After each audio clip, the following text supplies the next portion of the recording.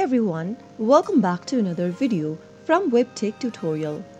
In today's episode, I'm going to be showing you how to delete your GoCardless account. So let's get started right away. First of all, open a web browser and log into your GoCardless.com account. Deleting a GoCardless account depends upon whether you are a customer or a business owner. If you are a customer, you can simply go contact GoCardless support, but make sure to cancel any active mandate and reach out to GoCardless support and request account deletion. If you are a business, you will need to go ahead and cancel all of your pending payments, deactivate direct debit before closing your GoCardless account.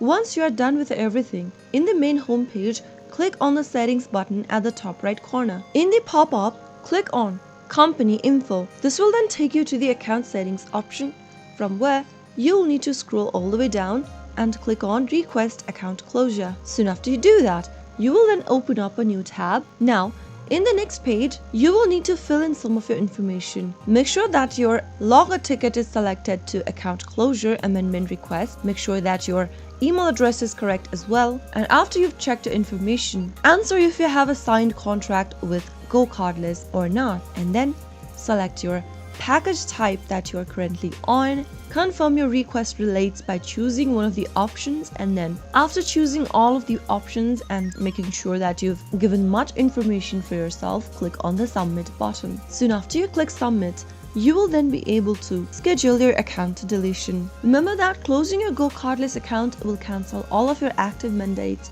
and you won't be able to access the account again. So that is how you can easily delete GoCardless accounts, or in other words, request for account deletion for GoCardless. If you found the video to be helpful, go ahead and give us a thumbs up. Don't forget to subscribe to our channel by hitting the subscribe button. Also, press on the bell icon so that you'll never miss another upcoming upload from us. I will see you again in the next video.